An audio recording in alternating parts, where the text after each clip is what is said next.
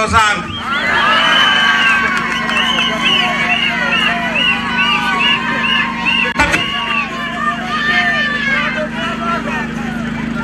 Mbalizi mpo!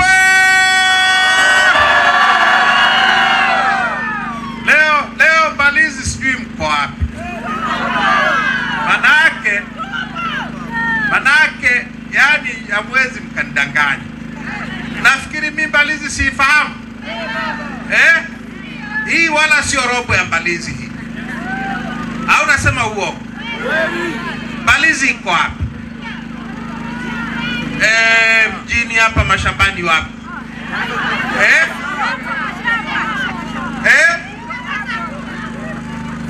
Muda saa 10. Yaani Jumamosi hii. Leo Mbalizi mmeniangusha. Tukubaliane angalau. Sawa. Sasa nimefurahi kurudi Mbalizi. Nimefurahi kuwaona tena. Imetuchukua miaka 5 tangu tulipokutana mara ya mwisho. Ilikuwa uwanja mahali fulani nyuma huko. Kule kwenye karibu na reli. Kuna kilima hivi alafu kuna reli. Tulifanya mkutano wa nguvu pale. Mbalizi yote ilikuja siku hiyo. Sasa kawaambie wale ambao hawajafika juu ya habari tutakayozungumza leo. Ndugu zangu wa Mbalizi na Mbeya vijijini, kama alivyosema mwenyekiti wetu wa kanda, tunafanya ziara ya kanda ya Nyasa na tutafanya ziara ya nchi nzima kuzungumza na Watanzania juu ya uchaguzi, kwa sababu mwaka huu ni mwaka wa uchaguzi. Nataka tuzungumze na Watanzania wote juu ya tunaendaje mbele kuhusiana na chaguzi zetu. Sisi wa Chadema na nyie ni mashahidi, hatujawahi kuogopa uchaguzi. Hatujawahi kuogopa kushiriki uchaguzi. Tumefanyiwa kila aina ya madhambi, lakini hatujawahi kuogopa kushiriki kwenye chaguzi zetu. Tangu mwaka 95, miaka 30 iliyopita, tumeshiriki chaguzi zote. Inakuaje leo natembea nchi nzima tukisema kama hakuna mabadiliko ya mfumo wa uchaguzi usiwe na uchaguzi? Imekuaje tumefikia hapa? Hili ndio swala ambalo tunatakiwa wote kulitafakari kwa pamoja na kulielewa, na tukisha lielewa tulifanyie kazi. Kwa nini tunazungumza no reform no election? Bila mabadiliko hakuna uchaguzi. Kwa nini tunazungumza lugha ngumu namna hii? Hii lugha haijawahi kuzungumzwa na chama chochote cha siasa nchi hii miaka yote ambayo tumekuwa kwenye mfumo wa vyama vingi vya siasa. Kwa nini imetufikia leo tunazungumza lugha hii ngumu hii? Haya ni mambo ambayo nataka tushirikishane kwa muda tulionao sasa. Tumefika mahali ambapo sisi wananchi tunaopiga kura kila mwaka hatuwezi tena kwa kura zetu kupata viongozi tunaowataka. Kura zetu kwa utaratibu uliopo sasa, kura zetu hazina maana tena. Maamuzi tunayoyafanya tunapoenda kupiga kura hayaheshimiwi tena. mapenzi yetu wapiga kura kwa wagombea tunaowapigia kura hayathaminiwi tena. Kinachoamua nani awe mwenyekiti wa mtaa au wa kijiji au wa kitongoji au diwani au mbunge au rais sio kura zetu tena, bali ni bunduki za askari polisi na wanajeshi wa Tanzania. Kinachoamua nani awe kiongozi wa nchi hii sasa wa ngazi yoyote ile ya kuchaguliwa sio kura zetu wananchi, bali ni mabomu na magari ya kivita ya wanajeshi wa nchi hii. Hao ndio wanaoamua nani awe mbunge, nani awe mwenyekiti wa kijiji au kitongoji au mtaa, nani awe rais. Kwa kura zetu hazina maana tena. Kwa sababu kura zetu hazina maana tena, ndio maana tunasema lazima tubadilishe mfumo wa uchaguzi, vinginevyo kusiwe na uchaguzi kabisa.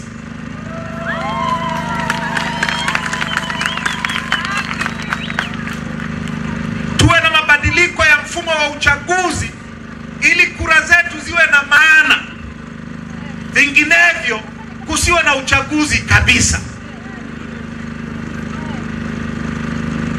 Manake kuna sababu gani ya kutupigisha kura kama kura zetu hazithaminiwi, kama kura zetu hazina maana? Kuna sababu gani ya kuambia watu mkajiandikishe mkapige kura wakati mnajua matokeo kabla watu hawajajiandikisha?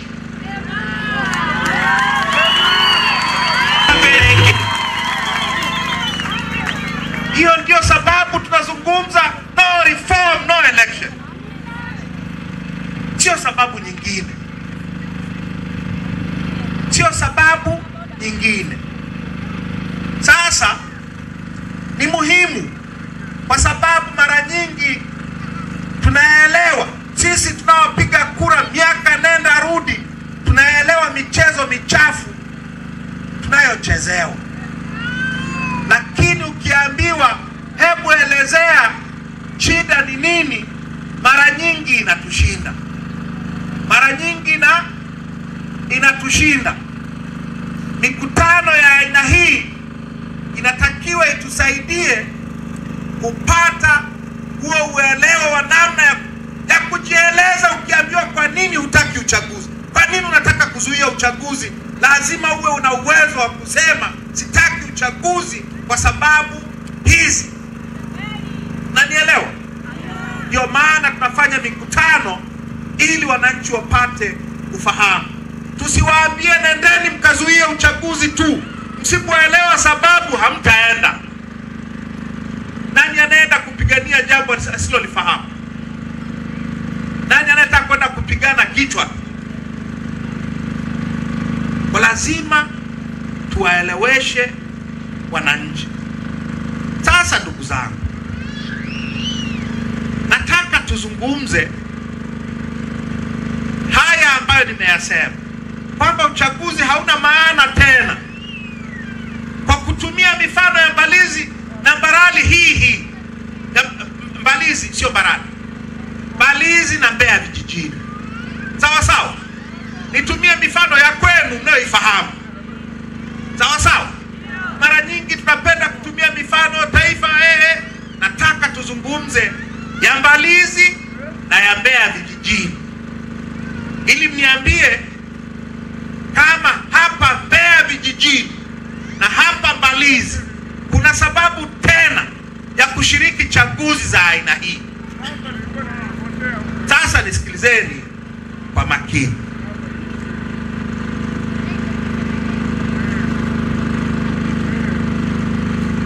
Miaka 11 iliyopita, 2014, hapa Mbeya vijijini, jimbo la Mbeya vijijini lina vijiji 140. Ni jimbo kubwa sana. Vijiji 140. Sasa miaka 11 iliyopita, mwaka 2014, kwenye uchaguzi wa vijiji na mitaa, jimbo lenu la Mbeya vijijini, nyie wananchi wa Mbeya vijijini mlichagua wenye viti wa vijiji wa Chadema 51 kati ya hivyo vijiji 140. Asilimia 36 ya wenye viti wa vijiji wote wa Mbeya vijijini walikuwa ni wa Chadema. Kwa hapa Mbalizi, hapa si mji mdogo. Mji mdogo unaongozwa na meya, au sio? Na wenye viti wa vitongoji. Sasa kwa hapa Mbalizi ya kwenu kuna vitongoji 10. Kwenye huo uchaguzi wa 2014, miaka 11 iliyopita, mlichagua wenye viti wote wa vitongoji wa Chadema. 10 out of 10 walikuwa wa Chadema. Asilimia 100 ya wenye viti wa vitongoji wa Mbalizi mji mdogo walikuwa wa Chadema. Leo hii ni 0. Leo hii ni 0. Kwa wenye viti wa vijiji wa Mbeya vijijini, nimesema walikuwa 51 kati ya 140. Leo hii wako 6. Wako 6 tu. Asilimia 3. Asilimia 4 ya wenye viti wote wa vijiji wa Mbeya vijijini ni wa Chadema. Miaka 10 iliyopita walikuwa 36. Leo ni asilimia 4. Hapa Mbalizi, miaka 10 iliyopita kulikuwa na asilimia 100 ya wenye viti wa vitongoji wote wa Chadema. CCM haikupata hata mmoja. Leo Chadema ni 0. 0. Sio kwa sababu hawa wagombea wa Chadema walishindwa kwenye sanduku la kura, ni kwa sababu wagombea walienguliwa. Au nakosea? Walienguliwa 2019 na Magufuli, wameenguliwa mwaka jana na Samia Suluhu Hassan. Nasema uongo? Wenye viti wa mtaa wa Mbalizi 2019 walienguliwa wote na Magufuli, mwaka jana wameenguliwa wote na Samia. Nasema uongo? Kwa kati ya Samia na Magufuli na Samia kuna tofauti gani zaidi ya jinsia? Kuna tofauti gani zaidi ya jinsia?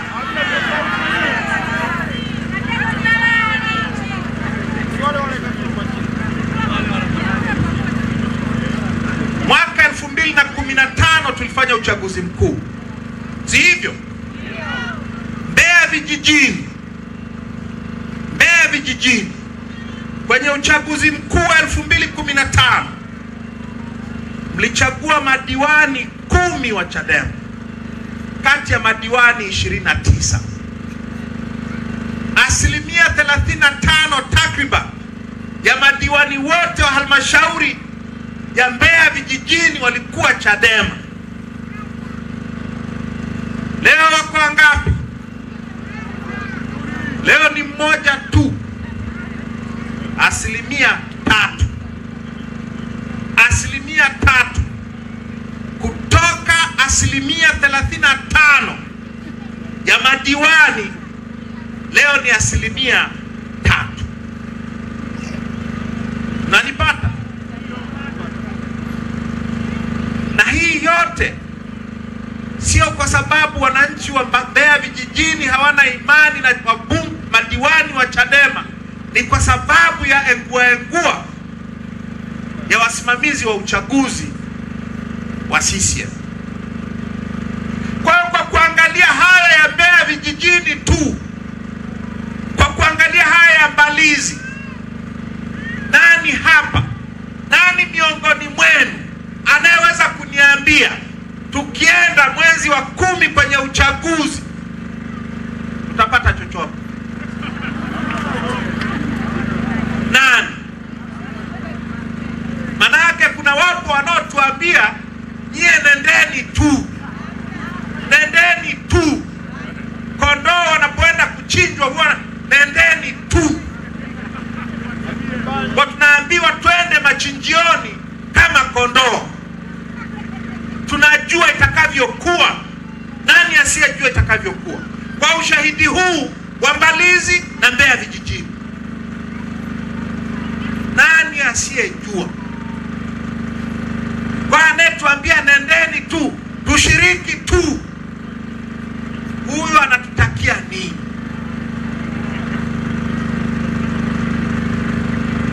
Sasa hii habari ya Mbalizi na ya Mbeya vijijini ndio habari ya Tanzania nzima, ndio habari ya Tanzania nzima.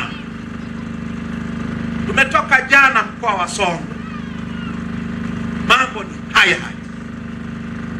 Tulikuwa mkoa wa Rukwa, mambo ni haya.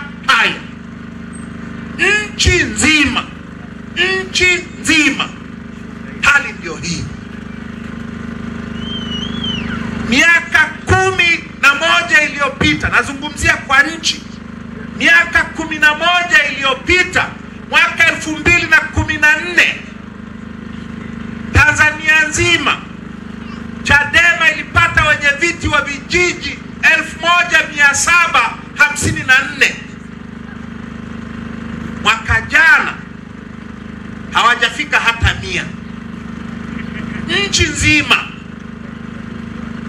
hawajafika hata 100.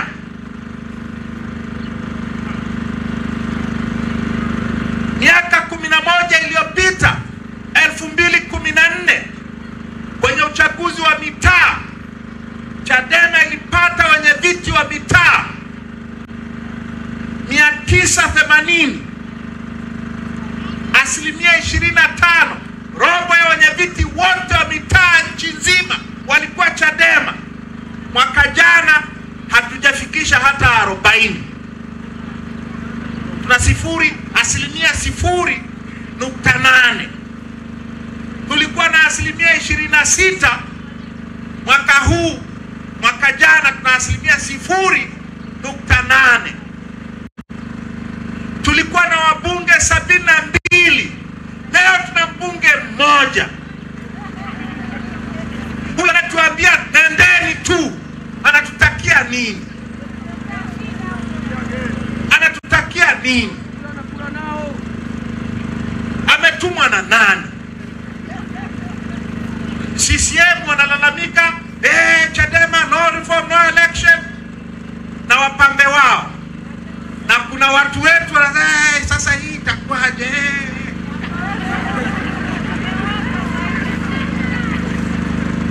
Kwa ushahidi huu niambieni, twende tukafanye nini?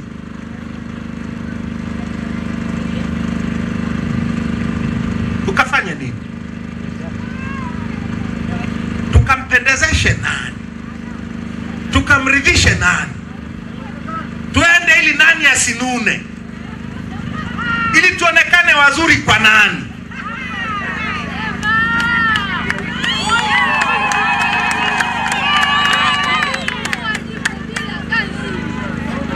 Sasa ndugu zangu,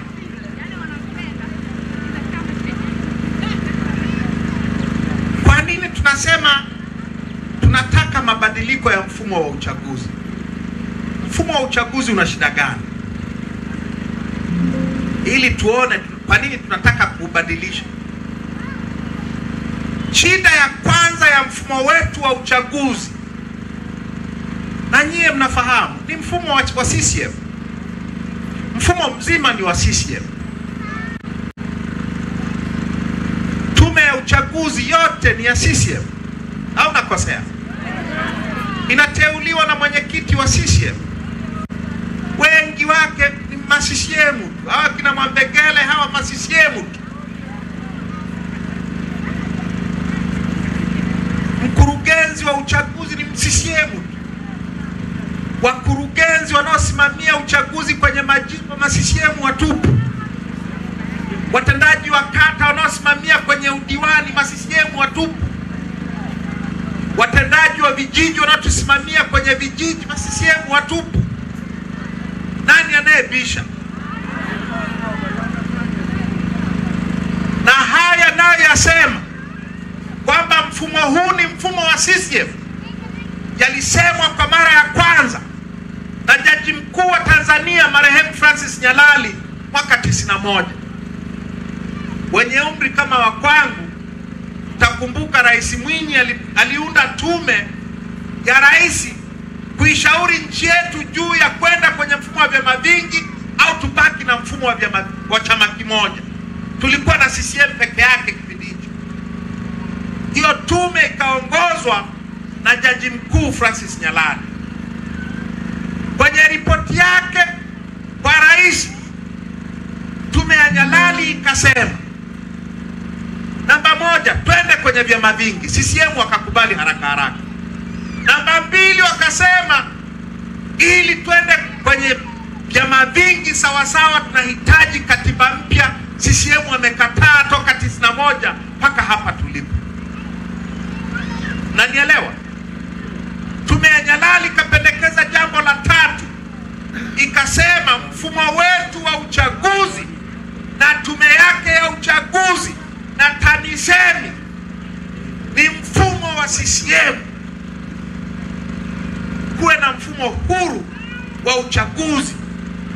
CCM wamekataa tangu mwaka 91 mpaka hapa tuliposimama.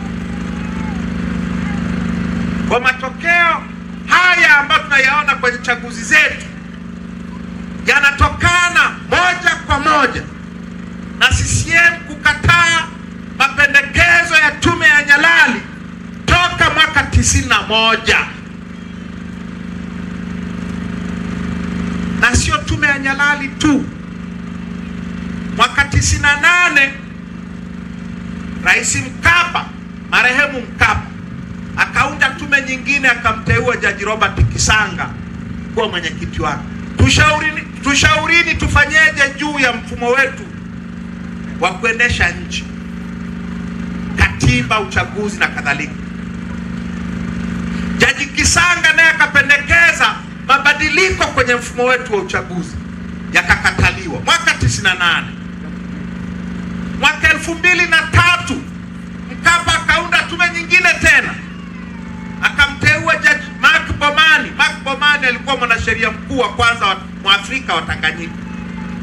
Tushauri tuendeje mbele na masuala ya katiba na uchaguzi. Jaji Mark Bomani akapendekeza tufanye mabadiliko. Mkapa na CCM wakakataa.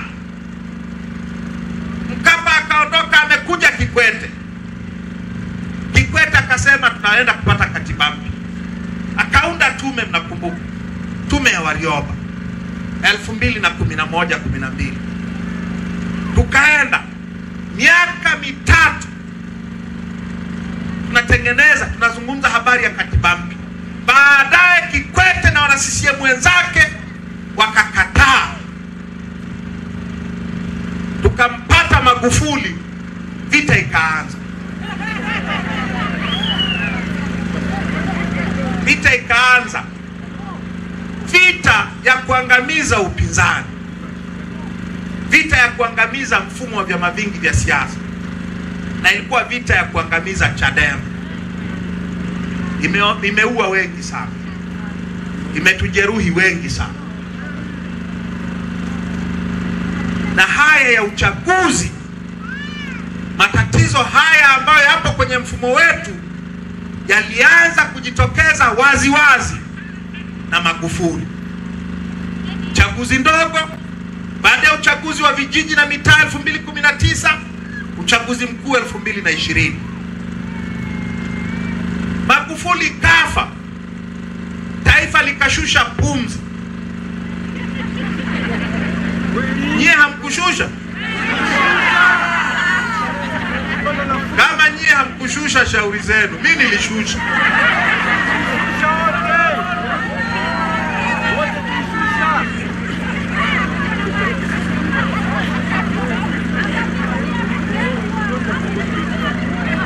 Taifa likashusha pumzi. Akaja mama, tukafikiri huyu mama amekuja na ni Muislamu, anatabasamu, ni mama, akatangaza, akaahidi yeye hatakuwa wa dhulma kama Magufuli.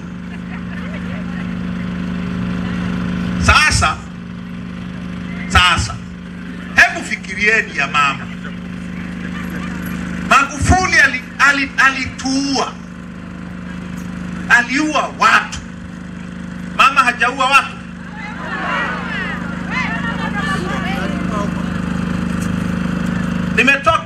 Nimetoka Tunduma mwaka jana kwenye uchaguzi wa vijiji na mitaa mwaka jana.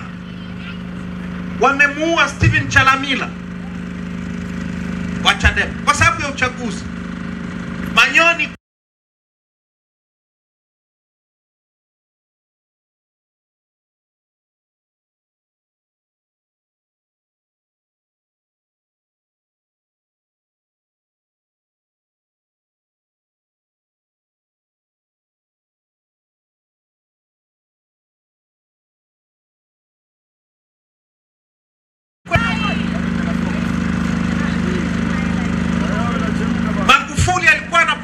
watu kina Ben Saanane, kina Azori Gwanda na wengineo.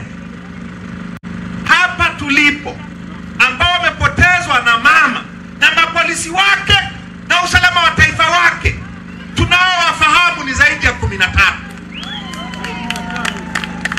akiwemo Dionis Kipanya wa Sumbawanga. Kwa tofauti ni nini kati ya mama na Magufuli? Ni tofauti ya jinsia. Jinsia tu. Na huyu labda Magufuli amemshinda Magufuli kitu kingine. Amepamba nchi nzima kwa mabango.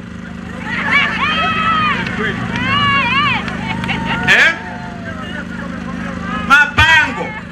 Jamani. Kwanza mabango huwa yanatozwa ushuru. Yeye mnafikiri mabango ya Samia yanatozwa ushuru? Nchi hii na mabango mengi ya mama ambayo hayatozwi ushuru kuliko mabango ya wafanyabiashara yanayotozwa ushuru. Yaani utafikiri biashara kubwa ya nchi hii ni mama. Ukienda nyesi mko mpakani na Zambia hapa, ukiingia pale na Konde utaona mabango ya Hakainde Hichilema hayapo. Ukienda Kenya hakuna mabango ya Ruto, hata kwa Kagame hayapo. Na mimi nilikuwa Uganda wiki mbili, hamna mabango ya Museveni. Nimekuwa Angola, hakuna mabango. Tanzania inaongoza Afrika nzima kwa mabango ya rais. Yaani biashara yetu sio kilimo au viwanda au nini. Biashara yetu ni kuuza sura ya mama. Mara amekaa hivi, mara hivi, mara amefanya hivi.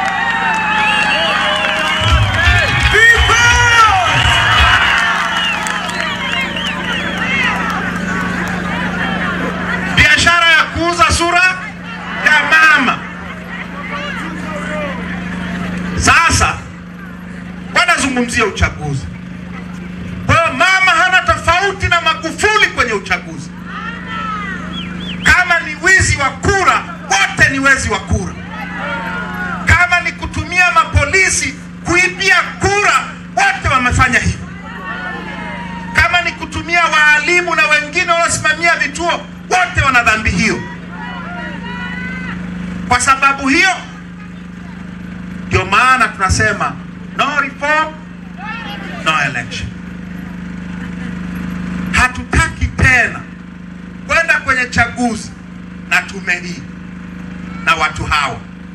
Hatutaki tena. Hatutaki tena kwenda kwenye uchaguzi unaoengua wagombea wetu bila sababu yoyote ya maana. Nchi hii, bunge letu lina wabunge wengi waliopita bila kupingwa kwa sababu ya kuenguliwa wapinzani kuliko bunge lingine lolote katika historia ya nchi hii. Unanielewa? Tuna madiwani wengi waliopita bila kupingwa kwa sababu ya kuenguliwa wapinzani kuliko muda mwingine wowote katika historia ya nchi hii. Tuna wenyeviti wa vijiji na mitaa na vitongoji ambao hawajachaguliwa na mwananchi yeyote kuliko kipindi kingine chochote katika historia ya nchi hii. Na yote hii ni kwa sababu mfumo wa uchaguzi ni mfumo wa CCM. Wataki tena kwenda kwenye chaguzi zinazoengua wagombea. Hatutaki tena kwenda kwenye uchaguzi ambako wapinzani wanafanyiwa vurugu wakati wa kampeni. Sisi tunafanyiwa vurugu sana na mapolisi na usalama wa taifa na wakurugenzi na ma-DC na wakuu wa mikoa. Hatutaki tena chaguzi za aina hiyo. Hatutaki tena kwenda kwenye chaguzi ambako mawakala wetu wanazuiliwa kuingia kwenye vituo vya kupigia na kuhesabia kura. Hatutaki kwenda kwenye uchaguzi mahali ambapo mawakala wetu hawapewi nakala za matokeo ya uchaguzi ya vituo vyao. Hatutaki tena kwenda kwenye uchaguzi katika hali ambayo tukiwashinda CCM wanatangazwa kwa nguvu kwa mitutu ya bunduki ya mapolisi. Hatutaki tena.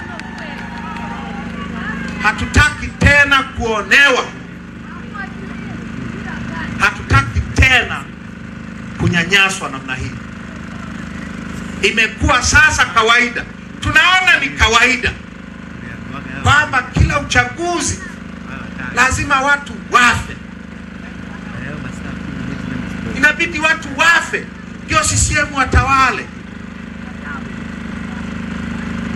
Tunatoa watoto wetu kafara ili CCM waendelee kutawala.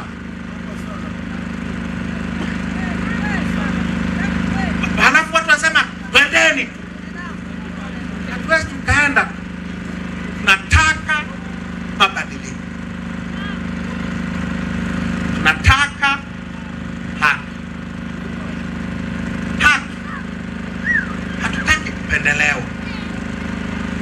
Hatutaki CCM wapendelewa. Hatutaki CCM waendelee kupendelewa. Ndio maana tunasema no reform, no election. Tunataka tutendewe haki. Mungu wetu ni Mungu wa haki. Na imeandikwa mahali, haki huinua taifa. Nani asiyetaka taifa lake liinuke kwa haki? Kwa tunaenda kupigania haki kwanza. Kupigania haki ya kuwa na chaguzi za maana.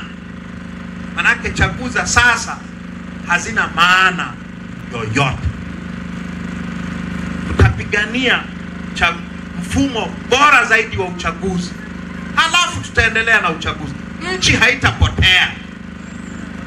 Halafu kuna wajinga wanasema tusipoenda chama kitakufa. Hiki chama kitakufa.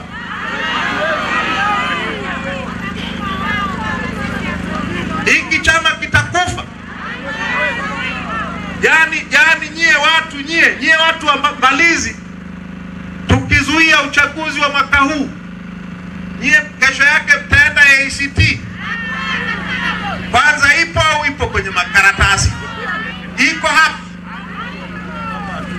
Kwa wanaosema wataenda kwenye vyama vingine, taenda TADEA au Chauma. Maana nasikia inatajwa Chauma. Kwa mtaenda Chauma nyie. tutapigania haki, tutapigania haki, tutashinda, tutashiriki kwenye chaguzi za haki. Sawa sawa? Kwa ndugu zangu, ya kwetu ni hayo, ya kwangu ni hayo. Naomba nimalizie kwa kuomba jambo la mwisho. Hii kazi hii, mnafikiri hii kazi kituachia peke yetu tutaiweza? Hatutaiweza. Hii kazi inahitaji mkono wa kila mmoja wetu, inahitaji baraka za kila mmoja wetu, inahitaji maombi ya kila mmoja wetu, na inahitaji michango ya kila mmoja wetu. Haya magari yanahitaji mafuta, na mafuta yananunuliwa, au sio? Na sisi tunaotembea tunahitaji tunywe maji, au sio? Na tupate chakula ili tuweze kwenda Makongolosi tunakosubiriwa leo. Kwa hiyo nahitaji kila mmoja wetu achange ili hii kazi iweze kwenda. Kwa naomba niwasomee namba za kuchangia. Kama una simu, namna ya kuchangia ni kwenye Vodacom, kwenye M-Pesa. Na namba ya kuchangia ni 0744 447 446, samahani, naanza upya. 0744 446 969. Nitarudia. 0744 446 969. Ukitupia chochote, jina litakalo kuja ni Chadema HQ, Chadema makao makuu. Ikija jina lingine ujue umekosea. Kwa wale ambao mna WhatsApp na zile simu zenye WhatsApp, unaweza kujiunga kuchangia kwa mwezi, kwa wiki, kwa miezi mitatu, kwa muda unaotaka, au mara